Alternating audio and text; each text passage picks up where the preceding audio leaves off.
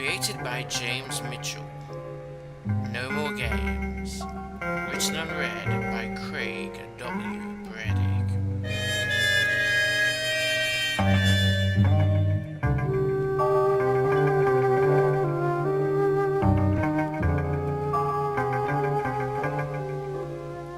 Chapter 2. Despite the shock, it only took a moment for Schneider to once again become David Callan. His frightened posture vanished before the man's eyes and was replaced by the familiar hard man persona he was familiar with from days gone by. Really, David, Schneider Games? Anyone would think you wanted us to look for you. Callan leaned over the counter slightly and almost did a double take as the man he knew as Toby Mears leaned back as if he was a little nervous. Well, I'm not Mears anymore. I just became Hunter. Then you should know you shouldn't be here, replied Callan. You know they'll be tailing you. Sharp as a flash, Mears retorted, No, they won't. The words trailed off, and for a moment Mears looked every one of his years. Callan walked around the counter and stood closely behind Mears. And that, my son, has always been your fucking problem. Too cocky and too sure of yourself. Callan went to one end of the gaming table and looked sideways. Was this really Mears?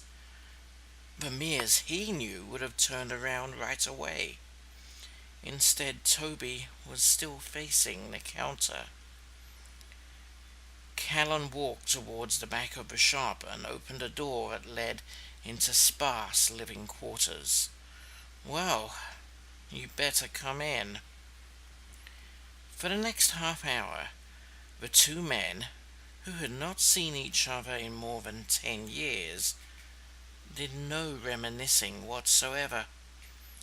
They sat opposite each other, each drinking bargain basement whiskey, in armchairs last upholstered, circa 1937. Mears explained that for some years he had been picking up girls in some of the less, desirable parts of East London, paying them for sexual services, and sometimes using them as bait to pad out files with evidence of some of the people the section were keeping an eye on. Callan stared into Mears' blue eyes.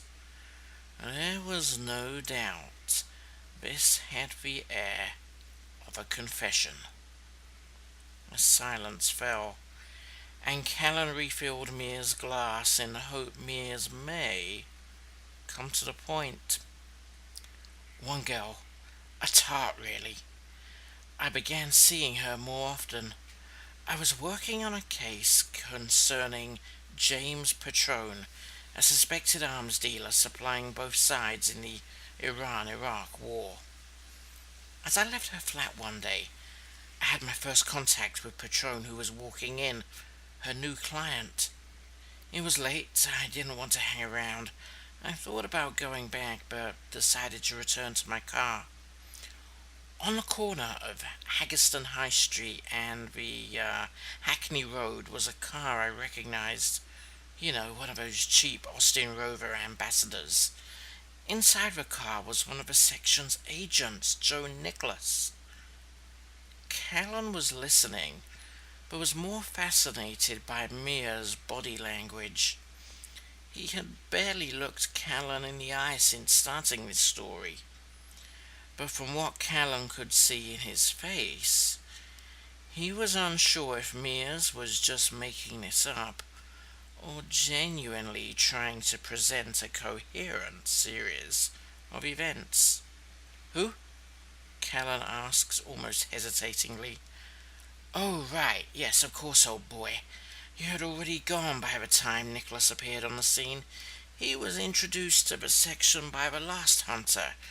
That's to say, the last hunter you knew. Callan nodded slowly. Well, Nicholas started threatening me, but that's par for the course. But Callan looked to the ground, really wanting to be anywhere but listening to this. He told me, unless I stopped pursuing Patron, he would kill the girl as a security risk, use the photos of me leaving there and Patron arriving to accuse me of collaboration and would push for me to be put in a red file. Then, last Monday, I go into the office and Hunter was gone.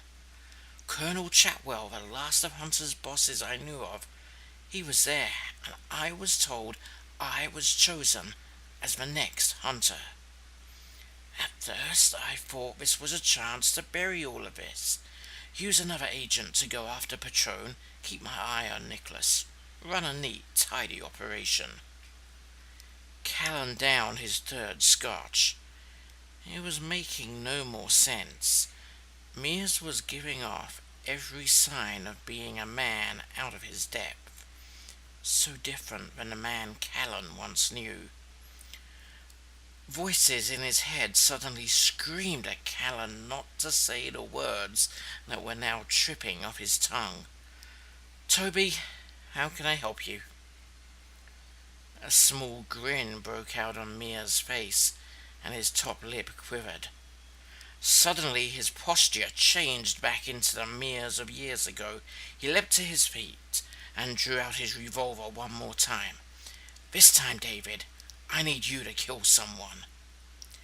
Perhaps thinking Mia's sudden aggression was bravado, Callan reached out his right arm and pointed his finger downwards, indicating to Mears to drop the gun. It didn't work. "Patron, you want me to kill James Patron?" Callan said, trying to make sense of what could be motivating Mears. "Oh no, David. You see, you're going to kill Section Agent Joe Nicholas before he kills me and frame Patron up into the process. Because if you don't, old boy, you will be on a one-way ticket back to Moscow. Or you can join your grubby little friend at the bottom of the Thames. Pity, really. I hear they're trying to clean it up these days."